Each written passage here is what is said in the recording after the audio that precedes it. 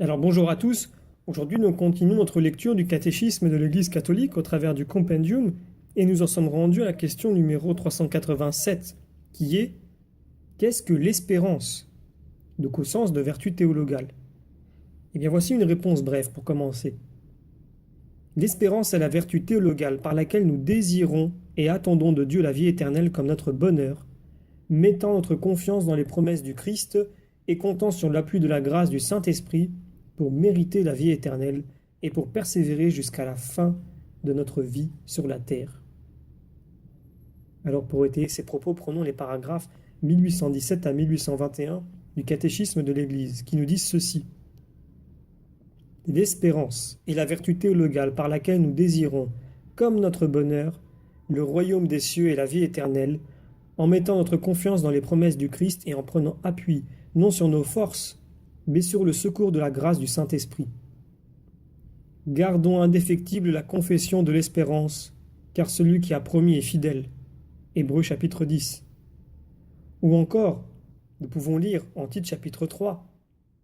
Cet esprit, il l'a répandu sur nous à profusion, par Jésus-Christ notre Sauveur, afin que, justifiés par la grâce du Christ, nous obtenions en espérance l'héritage de la vie éternelle.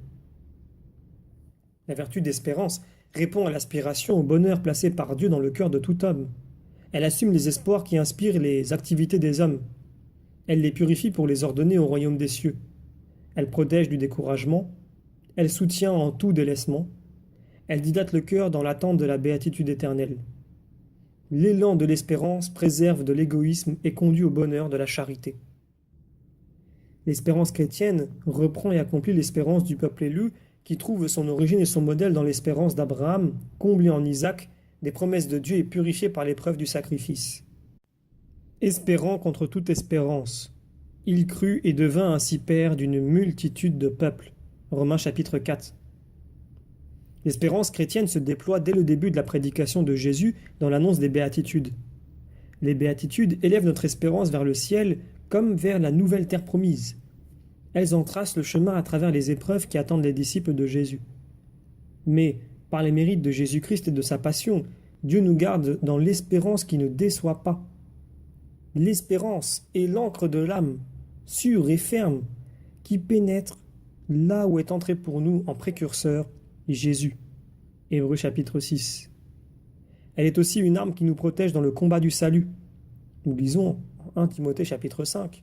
1 Thessaloniciens chapitre 5, pardon. Revêtons la cuirasse de la foi et de la charité avec le casque de l'espérance du salut. Elle nous procure la joie dans l'épreuve même, avec la joie de l'espérance, constante dans la tribulation. Romains chapitre 12. Elles expriment et se nourrissent dans la prière, tout particulièrement dans celle du Pater, résumé de tout ce que l'espérance nous fait désirer. Nous pouvons donc espérer la gloire du ciel promise par Dieu à ceux qui l'aiment et font sa volonté.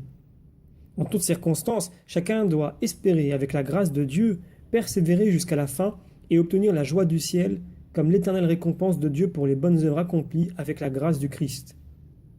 Dans l'espérance, l'Église prie que tous les hommes soient sauvés.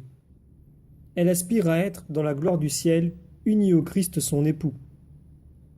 Sainte Thérèse de l'Enfant Jésus disait « Espère, ô mon âme, espère. Tu ignores le jour et l'heure. Veille soigneusement, tout passe avec rapidité. Quoique ton impatience rende douteux ce qui est certain, et long à temps bien court. Songe que plus tu combattras, plus tu prouveras l'amour que tu portes à ton Dieu, et plus tu te réjouiras un jour avec ton bien-aimé dans un bonheur et un ravissement qui ne pourront jamais finir. »